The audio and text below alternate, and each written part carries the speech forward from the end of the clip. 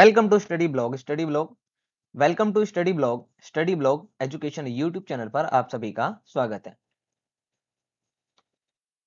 इस वीडियो के अंदर हम क्या पढ़ने जा रहे हैं, देखिए एक नई सीरीज है। ये नई सीरीज जो है उसका नाम क्या है, तो भाई इसके अंदर हम बेसिकली एमसीक्यूज को पढ़ने जा रहे हैं, क्योंकि इस बार का जो पैटर्न है वो एमसीक्यू पैटर्न है, यानी कि एमसीक्यू आपसे पूछे जाएंगे, ठीक है, और आपको आंसर करना होगा उसको सिलेक्ट करके। तो हम चैप्टर वाइज, यानी कि जो भी चैप्टर इस बार इस टर्म में जो आ रहे हैं क्लास 9th साइंस के लिए, उनके जितने भी चैप्टर्स हैं उन सभी के एमसीक्यूज जो इंपॉर्टेंट हो सकते हैं उनको लेकर के आए हैं। ये इंग्लिश मीडियम में है, यानी कि ये जो पीडीएफ होगी ये इंग्लिश मीडियम में है। ये पीडीएफ आपको टेलीग्राम चैनल पर मिल जाएगा, आप वहां से इसको डाउनलोड कर सकते हैं, ठीक है। अब बिल्कुल सॉल्व्ड है, आराम से इसको पढ़ लो, पेपर में आप बिल्कुल छा जाओगे, ठीक है, एकदम अच्छे नंबर आएंगे आपके।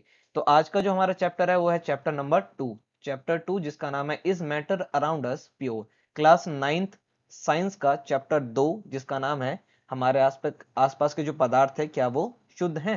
Is matter around us pure, इसके हम इंपॉर्टेंट एमसीक्यूज को पढ़ेंगे, ठीक है सर। लगभग 28-30 एमसीक्यूज है इसके अंदर, सॉल्व है पूरा का पूरा। पूरी जो पीडीएफ है आपको मिल जाएगी, ठीक है। टेलीग्राम चैनल पर आप टेलीग्राम पर सर्च कर सकते हैं स्टडी ब्लॉग एजुकेशन, वहां पर आप हमारे चैनल को ज्वाइन कर सकते हैं। ये पीडीएफ आपको वहीं पर फ्री ऑफ कॉस्ट मिल जाएगी, ठीक है। प्रिपरेशन बहुत अच्छी होनी चाहिए आपकी, क्योंकि एग्जाम काफी निकट है। एग्जाम से पहले हम आपके सारे टॉपिक जो है क्लियर करवा देंगे। और इसी में जो है आगे क्लास 9th के साथ साथ क्लास 10th की भी साइंस की वीडियोस आएंगी, 11th 12th में भी जो है जो सब्जेक्ट आने वाले हैं, जितना हम कर सकते हैं उतने सब्जेक्ट को हम लेकर के इस चैनल पर जरूर आएंगे। तो भाई लाइक शेयर जरूर करिएगा, ठीक है। अगर आपको वीडियो अच्छी लगती है तो लाइक जरूर करें, वीडियो को शेयर जरूर करें अपने सभी स्टूडेंट्स के साथ, यानी अपने सभी जो भी आपके कलीग्स हैं जो साथ में आपके पढ़ते हैं उनको आप शेयर करें, ग्रुप्स में शेयर कर दीजिए ताकि उनको भी इसका लाभ मिल सके। आप टेलीग्राम पर हमारे को ज्वाइन कर सकते हैं, स्टडी ब्लॉग एडू या फिर स्टडी ब्लॉग एजुकेशन जो चैनल है, अगर आपको सर्च करेंगे तो टेलीग्राम पर आपको मिल जाएगा। और सब्सक्राइब करके बेल आइकन को जरूर ऑन करिएगा ताकि आने वाली वीडियोस की नोटिफिकेशन आपको टाइम पर मिलती रहे, ठीक है। तो चलिए हम चलते हैं सीधा अपने चैप्टर की तरफ जिसका नाम है is matter around us pure, ठीक है सर। बिल्कुल एकदम एमसीक्यूज हैं ये सारे के सारे, और ये सॉल्व है आपके, आपको सॉल्व जो है मिल जाएंगे, ठीक है। टेलीग्राम के ऊपर, टेलीग्राम चैनल का आपका नाम, मतलब टेलीग्राम चैनल का नाम आपको मालूम चल गया होगा। तो क्लास 9th का चैप्टर 2 है जिसका नाम है is matter around us pure. इसके एमसीक्यूज हैं उसको हम देख लेते हैं। तो देखिए पहला एमसीक्यूज, कितने बढ़िया एमसीक्यूज हैं, बहुत अच्छे जो क्वेश्चन है आप लेकर के आए हैं यहाँ पर हम। विच of the following will show Tyndall effect. तो सबसे पहले आपको ये पता होना चाहिए भाई टिंडल इफेक्ट आखिर होता क्या है, ठीक है। टिंडल इफेक्ट होता क्या है, और फिर आप बताओगे कि इसमें से कौन सा ऐसा सॉल्यूशन है जिसके अंदर हमारे को टिंडल इफेक्ट देखने को मिल जाएगा। तो देखिए टिंडल इफेक्ट बेसिकली क्या होता है, जैसे कि स्कैटरिंग ऑफ लाइट, यानी कि लाइट के पासिंग की जो लाइन होती है, यानी कि जब लाइट जो पास कर रहा होता है एक एरिया से, उस बीच में अगर आपको सारे पार्टिकल्स नजर आ जाते हैं तो उसी को क्या बोलते हैं, टिंडल इफेक्ट। जैसे कि आप सुबह सुबह उठ करके जब जंगलों में जाते होंगे, जंगल वगैरह में कभी आप गए होंगे, जंगल तो नहीं बेसिकली पेड़ पौधे वाले इलाकों में अगर आप गए होंगे तो आपने देखा होगा वहां पर लाइट जो है वो आती है क्रॉस करके पूरे पौधों को। तो जो क्या होता है उसके बीच में जो पार्टिकल्स होते हैं वो एकदम ग्लो कर रहे होते हैं, वो हमारे को दिखाई दे रहे होते हैं। जैसे कि अगर आपका घर घर के कमरे में अंधेरा है और किसी एक तरफ से लाइट आ रही है, सूरज की रोशनी आ रही है, तो उस पूरे एक लाइट में जो है, यानी उस पूरे बीम के अंदर जो लाइट जहां से आ रही है वहां पर आपको पार्टिकल्स क्या होंगे, उड़ते हुए नजर आएंगे। उसी को क्या बोलते हैं हम, टिंडल इफेक्ट। तो भैया स्टार सॉल्यूशन में मिलेगा, सोडियम क्लोराइड सॉल्यूशन में मिलेगा, कॉपर सल्फेट सॉल्यूशन में मिलेगा, या फिर शुगर सॉल्यूशन में मिलेगा। देखिए शुगर सॉल्यूशन तो होमोजीनियस है, टिंडल इफेक्ट जो है वो किस सॉल्यूशन में मिलता है, पहले आपको ये बताना पड़ेगा कि होमोजीनियस में मिलता है, true solution sorry true solution में मिलता है, कोलाइडल में मिलता है, या सस्पेंशन में मिलता है। अगर आपको ये मालूम है तब आप बता पाएंगे कि टिंडल इफेक्ट जो है वो किसके अंदर शो होगा। तो देखिए ट्रू सॉल्यूशन में नहीं मिलता क्योंकि वो पूरी तरह से होमोजीनियस होता है, ठीक है। कोलाइडल के अंदर जो है इसके मिलने के चांसेस होते हैं, तो कोलाइडल सॉल्यूशन जो है हमारा वो है यहाँ पर ऑप्शन नंबर 1 स्टार्च सॉल्यूशन, ठीक है। तो देखिए सॉल्व है, इसका ये मतलब नहीं है कि आपको जो है नकल मारनी है। सॉल्व इसलिए रखा गया है ताकि जब आपको पीडीएफ मिले तो आप आसानी से इसको पढ़ सके या याद कर सके, ठीक है। शेयर जरूर करिएगा सर। चलिए दूसरा क्वेश्चन देखिए। चलिए दूसरा क्वेश्चन देखिए। बोरोन, सिलिकॉन, कर्मेनियम एटसेट्रा, ये सभी क्या चीज है भाई, मेटल है, नॉन मेटल है, मेटलॉइड्स है, या कुछ भी नहीं है। तो ये सारे क्या है, मेटलॉइड्स हैं। मेटल और नॉन मेटल आपको पता होना चाहिए। Metal are the good conductor of heat and electricity, non metals are the bad conductor of heat and electricity. और जो मेटलॉइड्स होते हैं ये मेटल नॉन मेटल से ही मिलकर के बनाए जाते हैं। तो ये तीनों के तीनों क्या है, मेटलॉइड्स हैं। ऑप्शन नंबर सी जो है इसका बिल्कुल ही सही आंसर होगा। क्वेश्चन नंबर 3 देखिए, the separation of to immiscible liquids bye separating funnel depends upon, कह रहे कि भाई दो अघुलनशील पदार्थ, पदार्थ कह रहा हूं मतलब द्रव्य, जैसे कि तेल और पानी जो होता है, कह रहे भाई दो अगर इस प्रकार के लिक्विड आपस में मिला दिए जाएंगे तो उसको जो फनल से हम सेपरेट करते हैं ये किस पे डिपेंड करते हैं?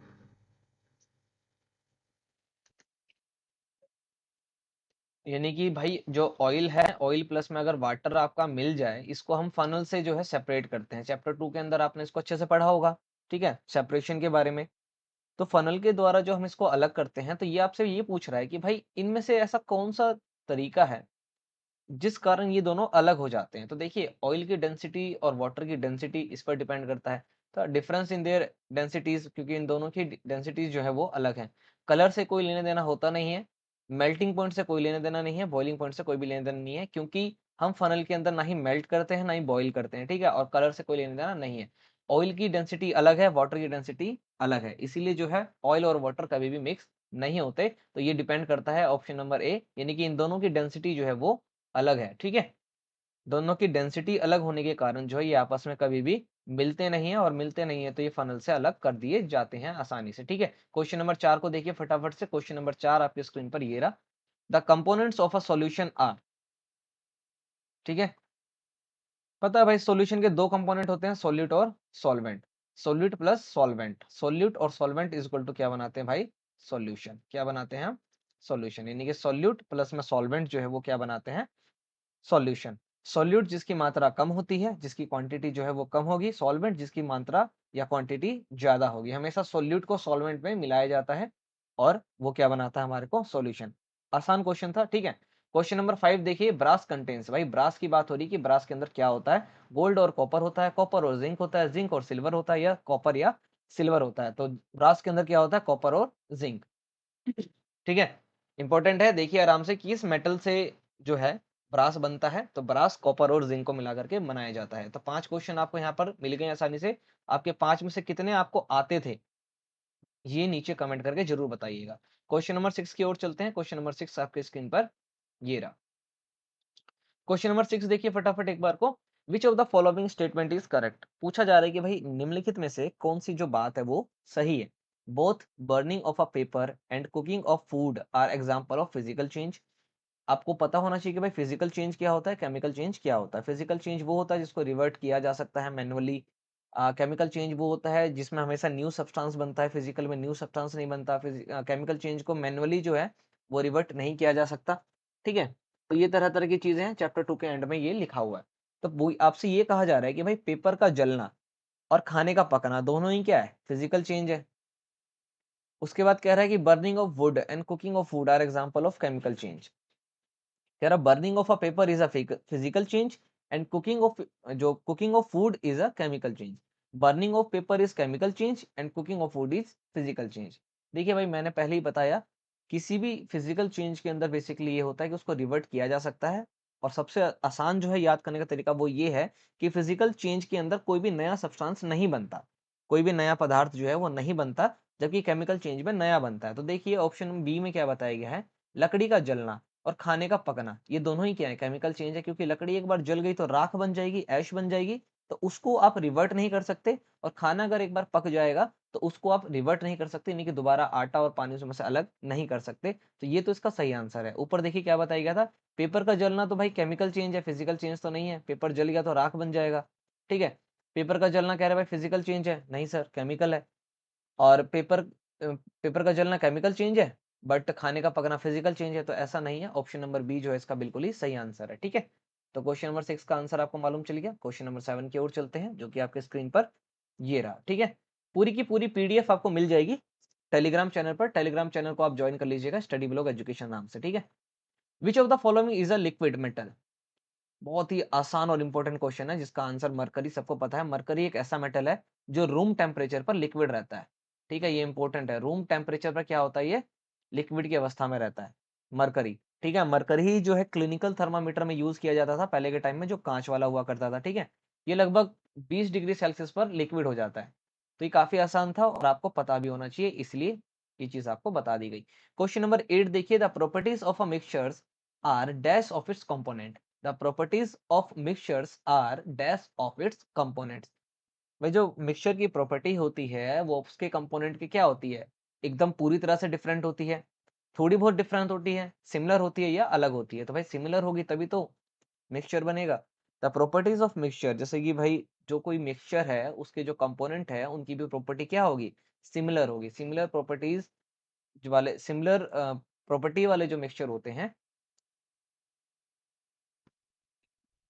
ऑडियो बिल्कुल सही है सर, ऑडियो में कोई प्रॉब्लम नहीं है। The properties of mixtures are similar from its component, जो भी उसके कंपोनेंट होते हैं उससे क्या होते हैं, वो बिल्कुल ही सिमिलर होते हैं, इक्वल होते हैं, ठीक है, अलग नहीं होते पूरी तरह से, अलग वगैरह कुछ भी नहीं होता। क्वेश्चन नंबर 9 देखिए, the process of cooling and hot sorry the process of cooling a hot concentrated solution of a substance to obtain crystal is called. बहुत ही आसान प्यारा इंपॉर्टेंट क्वेश्चन है। भाई क्रिस्टल को आपको निकाला जा रहा है, क्रिस्टल को निकाला जाता है क्रिस्टलाइजेशन मेथड से। किस मेथड से, क्रिस्टलाइजेशन मेथड से। ये बेटर होता है किससे, इवेपोरेशन मेथड से। अगर आपका एमसीक्यूज पेपर नहीं होता तो आपको ये क्वेश्चन जो है जरूर आपके एग्जाम में आता। तो fractional distillation, distillation method, chromatography, सभी मेथड के बारे में आपको पता होना चाहिए। लगभग 8-9 मेथड है उसके अंदर, तो किस चीज को किससे अलग किया जाता है ये आपको मालूम होना चाहिए, ठीक है। तो भैया सीधी सी बात है, cooling a hot concentrated solution को अगर आपको सब्सटेंस में से अलग करना है, और क्योंकि आपको क्रिस्टल निकालने हैं तो आपको क्रिस्टलाइजेशन उसका करना पड़ेगा, ठीक है। सबसे एंड में सबसे लास्ट वाला जो मेथड है वो यही लिखा हुआ है। काफी आसान क्वेश्चन है ये। क्वेश्चन नंबर 10 देखिए, an example of a colloid. तो कोलाइड मतलब होता है कोलाइडस सॉल्यूशन। तो कह रहा है कि आपको भाई की निम्न में से बताइए कोलाइडस सॉल्यूशन का एग्जांपल कौन सा है। तो देखिए शुगर सॉल्यूशन तो होमोजेनियस मिक्सचर है, और होमोजेनियस मिक्सचर जो है वो हमेशा से ट्रू सॉल्यूशन हुए हैं, ट्रू सॉल्यूशन होते हैं। ऑक्सीजन जो है भाई एयर है, एयर हमेशा क्या होता है भाई, ट्रू सॉल्यूशन। मतलब हमेशा कहने का मतलब क्या है, ट्रू सॉल्यूशन। वाटर भी एक तरह से दिखता है, ये भी क्या है, ट्रू सॉल्यूशन। मिल्क जो है वो क्या है, कोलाइडल सॉल्यूशन। केवल मिल्क क्या है, कोलाइडल सॉल्यूशन। इसके अंदर ब्लड भी आ सकता है, इसके अंदर जो है ब्लड भी आ सकता है। चूना पानी जो होता है ना, लाइम वाटर, उसको भी इसके अंदर रखा जा सकता है। यानी कि कोलाइडल का एग्जाम्पल जो है वो इसमें से क्या है, मिल्क। मिल्क क्या है, कोलाइडल का एक एग्जाम्पल है, ठीक है। 10 क्वेश्चन हो गए हमारे। चलिए 11th की तरफ चलते हैं। 11th क्वेश्चन देख लेते हैं हम फटाफट से। देखिए 11th क्वेश्चन आपसे क्या कह रहा है, विच of the following statement is true about component. देखिए सॉरी कंपाउंड्स, तो कंपाउंड्स की बात हो रही है। एलिमेंट और कंपाउंड्स दो चीजें होती हैं। एलिमेंट्स यानी कि तत्व, कंपाउंड यानी कि यौगिक। एलिमेंट्स यानी कि, हाँ जी, जैसे कि देखिए हाइड्रोजन है, हीलियम है, ऑक्सीजन है, ये वगैरह क्या है, सब एलिमेंट्स है। जब तक सिंगल है ये एलिमेंट्स है, जैसे ही आपस में बॉन्ड हो जाते हैं, जैसे कि H2O, ये क्या हो जाता है, कंपाउंड बन जाता है, ठीक है। और एलिमेंट के हमेशा क्या होते हैं, एटम। अगला ही चैप्टर है ना आपका, एलिमेंट के हमेशा एटम होते हैं, जबकि इसके क्या होते हैं, हमेशा मॉलिक्यूल्स। तो भैया एलिमेंट्स और कंपाउंड में ये डिफरेंस होता है, ठीक है। तो ये आपसे कुछ चीज पूछ रहा है यहाँ पर। देखिए क्या कह रहा है, compound is a homogeneous and have fixed composition. भाई कंपाउंड जो है वो होमोजीनियस होता है, यानी कि एक जैसा ही होता है, और उसका कंपोजिशन क्या होता है, फिक्स होता है। उसके बाद कह रहा है compound is heterogeneous and fixed composition. देखिए कंपोजिशन तो फिक्स होता है, क्योंकि देखिए यहाँ पर बॉन्ड हुआ है, H2O को क्या हुआ है, यहाँ पर बॉन्ड हुआ है, ठीक है। देखिए अगले चैप्टर में ज्यादा एटम एंड मॉलिक्यूल्स वाले में आपको ज्यादा अच्छे से पता चलेगा इसके बारे में, स्ट्रक्चर ऑफ एटम और एटम एंड मॉलिक्यूल्स, जो कि सेकंड टर्म में आएगा। देखिए हाइड्रोजन, दो हाइड्रोजन मिलकर के और एक ऑक्सीजन मिलकर के क्या करते हैं, एक बॉन्ड बनाते हैं। ये अपने दो इलेक्ट्रॉन शेयर करता है और ये अपने दो इलेक्ट्रॉन शेयर करता है, जिस कारण इनकी बॉन्डिंग हो जाती है। भाई बॉन्डिंग हो गई तो पानी तो हर जगह से क्या लगता है, एक जैसा दिखता है, यानी कि होमोजीनियस तो होता है। और कंपोजिशन भी तो फिक्स है, दो हाइड्रोजन और एक ऑक्सीजन, इसको कहते हैं 1:8। देखिए 1:8 का जो है इनका कंपोजिशन होता है, अगर आपने इसको देखा होगा। 1:8 का क्या होता है, वाटर का कंपोजिशन होता है, और ये हमेशा फिक्स होता है। अगर 1:9 हो गया तो ये वाटर होगा ही नहीं, 2:8 हो गया तो वाटर नहीं होगा, ठीक है। हमेशा 1:8, 1:8 ही होना चाहिए, क्योंकि भाई एटम का, हाइड्रोजन देखिए, हाइड्रोजन का जो एटॉमिक मास होता है वो 1 होता है। तो इसमें दो हाइड्रोजन, इसका मतलब दो, और एक ऑक्सीजन का होता है हमेशा 16, यानी 2/16 को काटोगे तो क्या आ जाएगा, 1/8, यानी कि 1:8। ये फिक्स होता है एकदम। तो किसी भी कंपाउंड का कंपोजिशन जो है वो हमेशा फिक्स होता है और वो होमोजीनियस होता है। तो ठीक है, तो कंपाउंड के बारे में जो पहली बात है वो बिल्कुल ही सही है कि compound is homogeneous and have fixed composition. आपको क्वेश्चंस कैसे लग रहे हैं नीचे जरूर बताइए कमेंट करके। अगर आपको अच्छे लग रहे हैं तो लाइक जरूर करिएगा। क्वेश्चन नंबर 12 देखिए, कहाँ चला गया sir. Question number 12, which of the following statement is not correct. जब भी क्वेश्चन में नोट आ जाए ना तो बिल्कुल ध्यान से करेंगे इस सवाल को आप, ठीक है, क्योंकि इसमें 3 बात जो है बिल्कुल सही होगी और एक बात जो है बिल्कुल ही गलत होगी, तो इस चीज को ध्यान से करना है आपको। कह रहा a compound is a pure substance. दूसरा कह रहा है कि compound is homogeneous in nature. Compound always contain 2 और मोर एलिमेंट। देखिए तीनों ही बातें कंपाउंड के बारे में बिल्कुल सही है। कंपाउंड जो है वो प्योर सब्सटेंस होता है, जैसे कि H2O। H2O क्या भाई कंपाउंड है, पर ये प्योर सब्सटेंस है, ठीक है, क्योंकि इनके मॉलिक्यूल्स क्या है, इक्वल है। और होमोजीनियस होता है नेचर के अंदर, एक जैसा ही दिखेगा। और ऑलवेज कंपाउंड 2 और मोर एलिमेंट। भाई यहाँ पर देख रहे हो दो दो एलिमेंट है यहाँ पर, NaCl, 2 एलिमेंट है यहाँ पर, सोडियम और क्लोरीन, ठीक है। तो ये तीनों ही बातें सही हैं। आगे क्या कह रहा है कि compound can be separated into constitute element by some physical process. Sorry, देखिए कंपाउंड तो वैसे भी केमिकली बॉन्ड हुआ है, तो उसको तो आप फिजिकली प्रोसेस से अलग कर ही नहीं सकते। तो सीधी सीधी सी ये बात जो है यहाँ पर गलत है। तो हमारे को यही पूछा था कि भैया गलत बताइए कौन सा है, तो हमने बता दिया कि इसमें जो गलत है वो है ऑप्शन नंबर डी। ठीक है सर, चलिए आगे देखते हैं। हिंदी मीडियम के लिए भी कोशिश है कि जल्दी से जल्दी हिंदी मीडियम के लिए भी लेकर के आए हम, ठीक है, फिलहाल तो इंग्लिश मीडियम है, इसको देखिए। देखिए question number 13, the causes of bromine movement is, Brownian movement is, the causes of Brownian movement is. तो पूछ रहा है कि भैया इसका क्या जो है कॉज होता है। तो attractive force between the particles of dispersed phase and dispersing medium, impact of molecules of dispersion method medium on colloidal particles, heat change in liquid state या convection current। तो सिंपल है, इसका आंसर आपको मालूम होगा अगर आपने चैप्टर पढ़ा है बहुत अच्छे से, कि ब्रोमीनियन मूवमेंट का जो कारण होता है वो होता है उसका मॉलिक्यूल्स के बीच में जो डिस्पर्सन मीडियम होता है, जो भी पार्टिकल्स होते हैं वो क्या करते हैं, एक तरफ से दूसरी तरफ में क्या करते हैं, मूव करते हैं, जिस कारण ब्रोनियन मूवमेंट क्रिएट होता है, ब्राउनियन मूवमेंट जो है क्रिएट होता है। तो ऑप्शन नंबर बी जो है इसका बिल्कुल ही सही आंसर है। क्वेश्चन नंबर 14 देखिए, colloidal particles can be normally seen by. कह रहा कि जो भाई कोलाइडल पार्टिकल्स होते हैं उसको आप नॉर्मली कैसे देख सकते हैं। तो भाई नेकेड आई से नहीं देख सकते आप, इलेक्ट्रॉन माइक्रोस्कोप से नहीं देख सकते, ऑर्डिनरी से आप आराम से देख लेंगे, ठीक है। टेलीस्कोप दूर का दिखाता है, नेकेड आई नॉर्मल जो हमारी ये आंखें हैं, ठीक है। और इलेक्ट्रॉन माइक्रोस्कोप जो है वो काफी ज्यादा ही कोर में दिखाता है, जैसे कि एटम के अंदर इलेक्ट्रॉन ढूंढा जाता है जिससे। तो आप ऑर्डिनरी माइक्रोस्कोप से बहुत ही इजीली देख सकते हैं हमारे आसपास जो है कोलाइडल पार्टिकल्स जो है वो मूव करते रहते हैं हमेशा। तो नॉर्मली नेकेड आई से तो हमारे को दिखते नहीं है, बट हम जो है इसको ऑर्डिनरी माइक्रोस्कोप से बहुत ही आसानी से देख सकते हैं।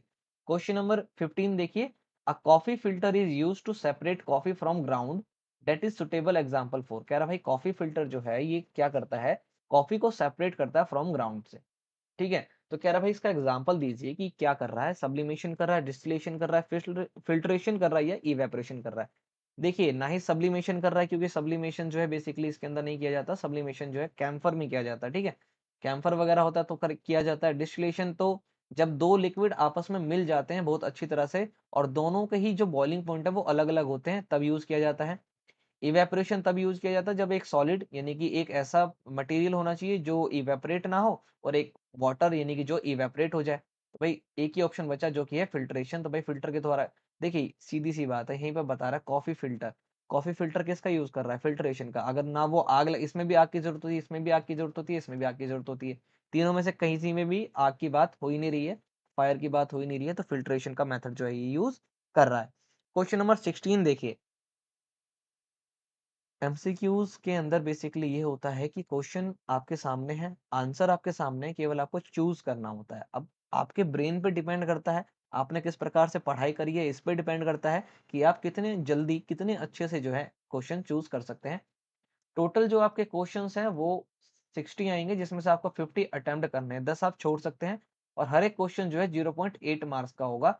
और इसी तरह से आपके 40 मार्क के जो है ना पेपर बनेगा आपका, ठीक है। 60 नंबर का क्वेश्चन आएगा, 50 क्वेश्चन आपको अटेम्प्ट करने हैं, ठीक है, और हर एक क्वेश्चन जो है 0.8 यानी कि 80 मार्क्स का होगा, 0.80 मार्क्स का होगा। और इस प्रकार से आपके जो है मैक्सिमम मार्क जो है वो 40 नंबर का बनेगा, ठीक है। अब आपको देखना है कि भाई आपने कितने अच्छे से पढ़ रखा है, कैसी आपने पढ़ाई करी है, तब आप बहुत ही आसानी से जो है पेपर कर पाएंगे। और अगर आपने पढ़ाई की है तो पेपर आपका बहुत अच्छा जाएगा, टेंशन बिल्कुल मत लीजिए। क्वेश्चन नंबर 16 देखिए, विच of the following will show the Tyndall effect. कि भाई नीचे दिए गए ऑप्शन में से कौन सा ऐसा है जो टिंडल इफेक्ट को दर्शाएगा या शो करेगा, टिंडल इफेक्ट के बारे में आपको पता होना चाहिए, ठीक है। क्वेश्चन तो एग्जाम में किस प्रकार भी बन सकते हैं, ये तो अजम्पशन पर बनाए गए क्वेश्चन है। देखिए साल्ट सॉल्यूशन भाई, देखो टिंडल इफेक्ट जो है ना बेसिकली कोलाइडल सॉल्यूशन में नजर आता है, कोलाइडल, ठीक है। इसका ध्यान रखिए ना, ट्रू में आएगा ना हेट्रो में आएगा। तो सॉल्ट तो ट्रू सॉल्यूशन है, नहीं आएगा। Milk and starch copper sulphate true है, नहीं आएगा। नॉन ऑफ द अबव भी नहीं आएगा। मिल्क और स्टार्च देखो, क्योंकि बेसिकली मिल्क के अंदर तो टिंडल इफेक्ट शो होता है, क्योंकि अभी हमने ऊपर ही पढ़ा था। तो ऑप्शन नंबर बी जो है इसका बिल्कुल ही सही आंसर होगा, ठीक है। अब आगे के लिए कलर चेंज कर लेते हैं हम। 17 देखिए, विच of the following is a colloidal solution. निम्न में से कौन सा जो है कोलाइडल सॉल्यूशन होगा। कॉपर सल्फेट नहीं होगा। चॉक पाउडर वाटर में अगर आप मिला दोगे तो ये तो बिल्कुल ही मिल जाएगा। कैरोसिन ऑयल एंड वाटर, ये भी नहीं होगा कोलाइडल। कौन सा होगा, स्टार्च होगा। कैरोसिन और वाटर जो ये हेट्रोजीनियस हो जाएगा, ठीक है, क्योंकि कैरोसिन भी आपको अलग से दिखेगा, वाटर भी दिखेगा, ऑयल है वो। चॉक वाटर इन वाटर जो है, यानी कि चॉक पाउडर को पानी में अगर आप मिलाओगे उसके बाद अगर ये स्टेबल हो गया, क्योंकि स्टेबल तो होगा, स्टेबल होने के बाद ये भी जो है हेट्रोजीनियस हो जाएगा। कॉपर सल्फेट जो है वो भी हेट्रोजीनियस हो जाएगा, ठीक है। तो स्टार सॉल्यूशन जो है वो क्या कहलाएगा, कोलाइडल बनाएगा। देखिए यहाँ पर स्टार्च का ऑप्शन भी था, स्टार्च मिल्क जो है दोनों ही किसके ऑप्शन है, कोलाइडल के। और कोलाइडल के अंदर हमारे को टिंडल इफेक्ट शो होता है। क्वेश्चन नंबर 18 देखिए फटाफट से। क्वेश्चन नंबर 18 है, विच of the following is a not a compound. निम्न में से कौन सा जो है कंपाउंड नहीं है। तो कॉमन सॉल्ट जो है ये कंपाउंड है। वाटर जो है वो भी कंपाउंड है। कॉपर सल्फेट जो है वो भी कंपाउंड है। जबकि आयरन फिलिंग जो है कंपाउंड नहीं है, क्योंकि आयरन फिलिंग जो है केवल Fe होगा, और ये कंपाउंड नहीं है बल्कि ये क्या है, एलिमेंट है, ठीक है। तो कंपाउंड क्या होता है भाई, जब दो या दो से अधिक एलिमेंट जो है आपस में केमिकली बॉन्ड हो जाते हैं, केमिकल रिएक्शन करते हैं, तब क्या बनता है, वो कंपाउंड बनता है। जबकि आयरन फिलिंग के अंदर इस प्रकार की कोई भी चीज नहीं हो रही है, ठीक है। तो 18 क्वेश्चन हमने यहाँ पर कर लिए हैं। आपने 18 में से आपको कितने आते थे, ये आप नीचे कमेंट जरूर करिएगा, ठीक है सर। अभी आगे और सवाल है, उसको भी देख लेते हैं। क्वेश्चन नंबर 19 देखिए, when a beam of a light is pass through a true solution. कह रहे कि भाई जब लाइट की बीम अगर ट्रू सॉल्यूशन से पास की जाएगी तो भाई आपको क्या नजर आएगा। रिफ्लेक्टेड लाइट जो है रिफ्लेक्ट हो जाएगी, एब्जॉर्ब हो जाएगी, स्कैटर हो जाएगी, या फिर उसका जो पाथ है वो आपको दिखेगा नहीं। रिफ्लेक्ट का मतलब होता है भाई टकरा करके लौट आएगी, या फिर एब्जॉर्ब का मतलब है कि केवल अंदर चली जाएगी और बाहर आएगी नहीं। स्कैटर का मतलब होता है फैल जाएगी, टकरा के अलग अलग दिशा में फैल जाएगी। ये तो देखो प्रिज्म के अंदर होता है, ये होगा ही नहीं। एब्जॉर्ब होगा नहीं क्योंकि डार्क कलर के अंदर होता है, ये भी नहीं होगा। रिफ्लेक्ट नहीं होगा क्योंकि मिरर नहीं है। तो भैया और ट्रू सॉल्यूशन के अंदर आपको जो है पाथ नजर नहीं आएगा। पाथ आपको कहाँ नजर आएगा, आपको पाथ जो है कोलाइडल सॉल्यूशन के अंदर नजर आएगा। तो अगर आपने लाइट को ट्रू सॉल्यूशन में जो है क्रॉस किया है, उसकी लाइट बीम को, तो आपको उसका पाथ जो है नजर नहीं आएगा। Camphor can be purified by, भाई कैम्फर को अलग कैसे कर सकते हैं। तो कैम्फर को अलग करने का बहुत ही आसान तरीका है, जो कि है सब्लिमेशन, ठीक है भाई। ये जैसे बीकर है, इसमें कैम्फर और नमक अगर मिल गया आपस में तो इसमें से फनल लगा दिया जाता है, ठीक है। और नीचे से अगर आप इसको बर्नर पे स्टैंड पे रख करके, और यहाँ पे अगर बर्नर से इसको आप आग लगाओगे तो कैम्फर क्या, और यहाँ पे रुई लगा दो, कैम्फर क्या होगा, धीरे धीरे यहाँ से उड़ करके साइड साइड में जाकर के चिपक जाएगा। कैम्फर एक ऐसा चीज है जो सॉलिड से लिक्विड नहीं बनता, सीधा गैस बनता है, और गैस से सीधा ही क्या बन जाता है, सॉलिड बन जाता है। इसलिए सब्लिमेशन से आप कैम्फर को क्या कर सकते हो, अलग आसानी से कर सकते हो, ठीक है। क्वेश्चन नंबर 21 देखिए, carbon burns in oxygen to form carbon dioxide. The properties of carbon dioxide are. Carbon जो है अगर उसको आप जलाया जाएगा, तो किसी भी चीज को जलाया जाता है तो ऑक्सीजन की प्रेजेंस में ही वो जलता है। तो वो क्या बनाएगा, कार्बन डाइऑक्साइड, यानी कि कार्बन प्लस में ऑक्सीजन क्या बनाएगा, CO2, कार्बन डाइऑक्साइड बनाएगा। तो कह रहा भाई कार्बन डाइऑक्साइड की प्रॉपर्टीज बताओ, इनमें से क्या है। सिमिलर टू ऑक्सीजन, नहीं, क्योंकि भाई आपने देखा ये क्या हो गया, ये कंपाउंड बन गया, ये तो कंपाउंड बन गया। और वैसे भी केमिकल रिएक्शन हुआ, ये केमिकल चेंज हुआ है। तो भाई जब भी केमिकल चेंज होता है तो प्रॉपर्टीज क्या होती है, चेंज हो जाती है। तो भाई प्रॉपर्टीज तो ये रहेगी नहीं। सिमिलर टू कार्बन, बिल्कुल नहीं। Totally different from both carbon and oxygen, भाई टोटली डिफरेंट तो नहीं हो सकता ना, क्योंकि कुछ गुण कार्बन के भी होंगे, कुछ ऑक्सीजन के भी होंगे। ऐसा तो नहीं है कि बिल्कुल ही सोडियम वाले आ गए। तो much similar to both carbon and oxygen, भाई मच सिमिलर होंगे, लेकिन पूरी तरह से कार्बन के सिमिलर नहीं होंगे, पूरी तरह से ऑक्सीजन के सिमिलर नहीं होंगे, और बिल्कुल ही पूरी तरह से दोनों में से अलग भी नहीं होंगे, एक दूसरे को मिला करके ही होंगे। तो 21 का आंसर बिल्कुल सही क्या होगा, ऑप्शन नंबर डी। आगे देख लेते हैं। आगे है क्वेश्चन नंबर 22 को। 22 को देखिए एक बार, which of the following colloidal is a jail.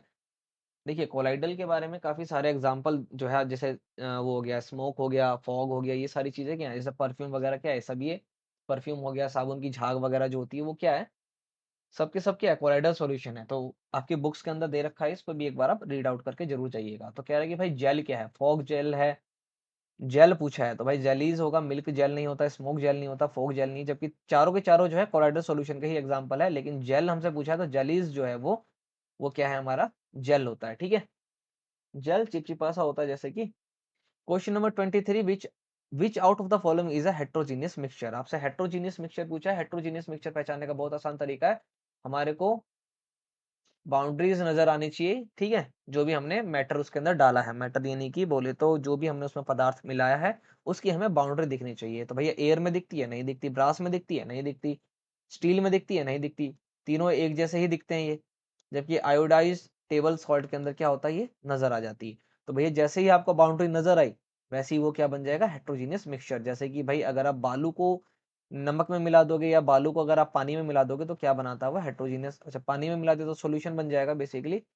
पत्थर और बालू को अगर आप आपस में मिलाते हो तो क्या बन जाता है वो, हेट्रोजीनियस मिक्सचर। ठीक है, आपको बाउंड्री नजर आ गई तो वो सीधा सीधा क्या हो जाएगा, हेट्रोजीनियस। ओके, क्वेश्चन नंबर 24 देखिए, विच of the following is not a compound. आपसे पूछा जा रहा है कि भैया कंपाउंड इनमें से कौन सा नहीं है। कंपाउंड वही होता है जिसका केमिकल रिएक्शन हुआ हो। तो सल्फर डाइऑक्साइड, सल्फर और ऑक्साइड जो है इसमें मिले हुए हैं तो ये कंपाउंड है। चौक जो है वो भी कंपाउंड है। लिड कंपाउंड नहीं है। लिड जो है अपने आप में एक एलिमेंट है और एलिमेंट जो है वो कंपाउंड नहीं हो सकता। कंपाउंड बनाने के लिए उसको रिएक्शन करना पड़ता है। तो लिड जो है इसका बिल्कुल ही सही आंसर होगा। लिड को पी भी लिखते हैं। ठीक है, पीवी मतलब क्या होता है, लिड। सिंबल आपको पता होने चाहिए, आपको सिंबल भी दिए जा सकते हैं। क्वेश्चन नंबर 25 देखिए, विच of the following statement is not true. फिर से देखिए नॉट आ गया तो बिल्कुल ध्यान से करना है इस सवाल को। जैसे ही नॉट आ जाए बिल्कुल ध्यान से करना है। तो पहला है, the solubility of gases in liquids decrease on increase the temperature. कह रहे कि भैया जो सोलिबिलिटी है गैस का लिक्विड में मिलने की वो डिक्रीज हो जाती है जैसे ही हम उसके टेम्परेचर को बढ़ाते हैं। तो ये तो बात बिल्कुल ही क्या है, गलत है। क्योंकि जैसे ही आप टेम्परेचर को इंक्रीज करोगे ना तो गैस जो है वो और ज्यादा जल्दी से जो है इंक्रीज हो जाती है उसकी सोलिबिलिटी की, वो और अच्छे से डिजोल्व हो जाता है उसके अंदर। तो देखिए रिमेन अनफेक्टेड ऐसा भी नहीं हो सकता क्योंकि अगर आपने टेम्परेचर बढ़ाया है, देखिए ये रहा, the solubility of gases in liquids increase on increase in the temperature, the solid in liquid। Solid को लिक्विड में मिलाओगे तो भाई ऐसा नहीं है कि टेम्परेचर आप बढ़ा दोगे तो सॉलिड लिक्विड में मिल जाएगा। ये सबसे बढ़िया, द solubility of gases। ठीक है, the solubility of gases in liquids increase on increase in the temperature। अगर आप किसी भी चीज का टेम्परेचर बढ़ाओगे तो उसकी जो गैस की जो solubility है लिक्विड में मिलने की, यानी कि लिक्विड के अंदर जो वो बिल्कुल सॉल्यूट हो जाता है, घुल जाता है। ठीक है, उसके घुलने की जो क्षमता है, जो स्पीड है, वो क्या हो जाएगी, बढ़ जाएगी जैसे ही आप उसके टेम्परेचर को क्या करोगे, बढ़ा दोगे। तो बहुत ही आसान और बहुत ही अच्छा क्वेश्चन है ये। इसी प्रकार के क्वेश्चन जो है आपको एग्जाम में देखने को मिलेंगे। अगला क्वेश्चन देखते हैं, क्वेश्चन नंबर 26। क्वेश्चन नंबर 26 देखिए आपकी स्क्रीन पर ये रहा, a mixture of alcohol and water can be separated by. आपने भाई पानी और अल्कोहल को आपस में मिला रखा है, तो फटाफट बताइए कैसे आप जो है इसको अलग करेंगे। अलग कैसे करेंगे इसको, तो देखिए अल्कोहल जो है वाटर के अंदर घुल जाता है, लेकिन अल्कोहल का जो बॉइलिंग पॉइंट है ना वो वाटर के बॉइलिंग पॉइंट से काफी कम होता है। ठीक है, जैसे एसीटोन का होता है, एसीटोन का 20-22 के आसपास होता है। वाटर का तो 100 डिग्री सेल्सियस है, तो भाई कम है। तो जब भी दो लिक्विड आपस में अच्छी तरह से डिसॉल्व हो जाएं, उनको अगर अलग करना हो तो केवल डिस्टिलेशन एक मेथड होता है, फ्रैक्शनल डिस्टिलेशन एक मेथड होता है जिसके कारण आप उसको अलग कर सकते हैं। फनल से आप अलग नहीं कर सकते, डिस्टिलेशन से अलग नहीं कर सकते, क्रिस्टलाइजेशन से आप अलग नहीं कर सकते। अगर ये दोनों आपस में मिले नहीं होते तो आप इसको फनल से अलग कर सकते थे, लेकिन अगर ये आपस में मिल गए तो इसको आप फ्रैक्शनल डिस्टिलेशन मेथड से अलग कर सकते हैं। मैं बार बार कह रहा हूँ, 9 से 10 मेथड जो है आपको उसमें लिखे हुए मिलेंगे। आप उन मेथड्स को देखिए, बुक्स के अंदर जो लिख करके दिए हैं उन्होंने। ठीक है, यानी कि बुक्स में जो लिखे हुए हैं, आपका जो एग्जाम है वो बहुत ही अच्छा जाएगा एकदम। बिल्कुल टेंशन फ्री होकर के पढ़िए। आपके सभी टॉपिक्स जो साइंस के आने वाले हैं वो इस चैनल पर कंप्लीट हो जाएंगे। सभी टॉपिक्स के एमसीक्यू जो है आपको इस पर मिल जाएंगे। क्लास 10 की भी आएंगी, 11 12 के भी आएंगे। ठीक है, अलग अलग चैप्टर्स के होंगे, सारे तो कंप्लीट नहीं हो पाएंगे एग्जाम से पहले, बट फिर भी कोशिश है कि जितनी ज्यादा हो सके उतने हम ले आए। साइंस तो हम आपका कंप्लीट करवा देंगे। इसलिए अगर आप जो है स्कूल वगैरह में पढ़ रहे हैं तो ग्रुप्स वगैरह में जरूर शेयर करिएगा वीडियो को। क्वेश्चन नंबर 27 जो है आपकी स्क्रीन पर ये रहा, if a sodium contain 60 gram of common salt in 340 gram of water, the mass by mass percentage. तो देखिए परसेंटेज निकालने का बहुत ही आसान तरीका है, एक फॉर्मूला इसके अंदर बताया गया है। जब भी आपको परसेंट निकालना है तो 100 से आप गुणा करेंगे, नीचे आप टोटल मास लिख दीजिए। ठीक है, टोटल मास लिख दीजिए और ऊपर जिसका भी परसेंट निकालना है उसका वो निकालिए। तो देखिए इसने कहा है कि the solution contain 60 gram of common salt in 340 gram of water. 340 ग्राम पानी है, 60 ग्राम जो है इसके अंदर क्या दे रखा है, सॉल्यूशन दे रखा है भाई, किसका, मतलब जिसका भी सॉल्यूशन है। तो कह रहा था mass by the mass percentage, भाई मास निकालना है तो टोटल मास नीचे लिखिए, ऊपर जिसका निकालना है उसको रखिए, और उसको क्या करिए आप 100 से मल्टीप्लाई कर दीजिए। फटाफट करके बताइए आंसर क्या आएगा आपका। आंसर आपको दिख रहा होगा 15% बेसिकली, बट फिर भी आप इसको आंसर करके दिखाइए।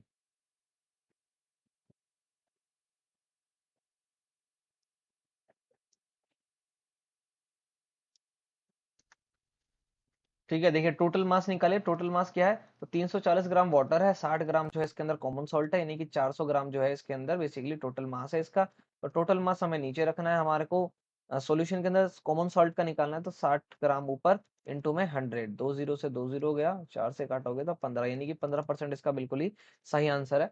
If a solution contains 60 gram of common salt in 340 gram of water, तो कह रहा है कि भाई जो कॉमन सॉल्ट है, ठीक है ये मिस प्रिंट हो गया, कॉमन सॉल्ट जो है उसका पूछा है कि भाई मास कितना होगा मास परसेंट के रूप में। तो टोटल मास आप निकाल लीजिए, टोटल मास क्या है भाई, इसको भी ऐड कर दीजिए, इसको भी ऐड कर दीजिए, इन दोनों को आपस में ऐड करिए, क्योंकि टोटल मास आपको निकालना है, तो 400 ग्राम हो गया, ठीक है। और 60 ग्राम जो है इसके अंदर क्या है, हमारा कॉमन सॉल्ट है, और हमारे को परसेंटेज निकालना है, तो 100 से क्या करेंगे, इसको हम मल्टीप्लाई कर देंगे, और जब डिवाइड करेंगे आप इसको यानी सॉल्व करेंगे तो 50% इसका आंसर आ जाएगा। लास्ट क्वेश्चन देखिए इस टॉपिक का, इस चैप्टर का, जो कि आपकी स्क्रीन पर ये रहा। When iron and sulfur are heated at high temperature, जब आयरन और सल्फर को हाई टेम्परेचर पर हीट किया जाएगा तो क्या होगा भाई, आयरन और सल्फर दोनों ही जो है इन दोनों का जो बॉइलिंग पॉइंट है या मेल्टिंग पॉइंट जो है वो हाई होता है, तो भाई ये क्या होगा, ब्लैक कलर का हो जाएगा। आयरन को आप जलाते हैं तो वैसे भी क्या हो जाता है, ये ब्लैक कलर का हो जाता है। तो कह रहा भाई mixture of iron and sulphur is obtained, ऐसा नहीं है भाई, मिक्सचर कैसे बन जाएगा इन दोनों का, येलो कलर नहीं होता बिल्कुल ही, और ये हीट नहीं हो, ऐसा हो नहीं सकता, क्योंकि हम तो हीट तो कर रहे हैं, तो ये भी बात गलत है, येलो कलर का नहीं होता कभी भी, ठीक है। आप चाहे सल्फर को में आग लगाइए, चाहे आयरन में आग लगाइए, ये दोनों ही जो है ब्लैक कलर के हो जाते हैं, ये आपको पता होना चाहिए। तो देखिए यहाँ पर हमारे ये जो चैप्टर है जिसमें हमने 28 क्वेश्चंस को करे हैं, ये हमारे यहाँ पर कंप्लीट हो चुका है। अगर वीडियो अच्छी लगी है तो लाइक शेयर जरूर करें। आपके एग्जाम के लिए आपको बेस्ट ऑफ लक, बहुत अच्छे से प्रिपरेशन करिए, ठीक है। माता पिता का नाम रोशन करिए, गुरुओं का नाम रोशन करिए।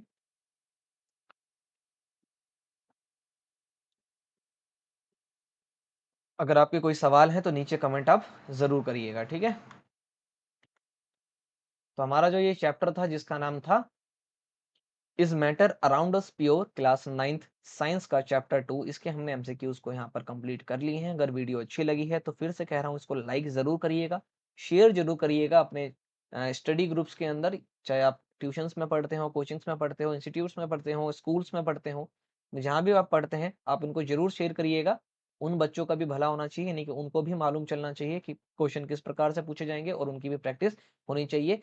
सब्सक्राइब जरूर करिए अगर आप चैनल पर नया है, बेल आइकन को ऑन कर लीजिएगा ताकि आने वाली वीडियोस की नोटिफिकेशन आपको पहले मिल जाए। और टेलीग्राम चैनल पर आप हमारे को ज्वाइन कर सकते हैं ताकि आपको ये एमसीक्यूज जो है पूरी तरह से फ्री मिल सके, स्टडी ब्लॉग एजुकेशन या स्टडी ब्लॉग एडू, ठीक है। तो मिलते हैं नेक्स्ट वीडियो में नए टॉपिक के साथ, तब तक के लिए जय हिंद।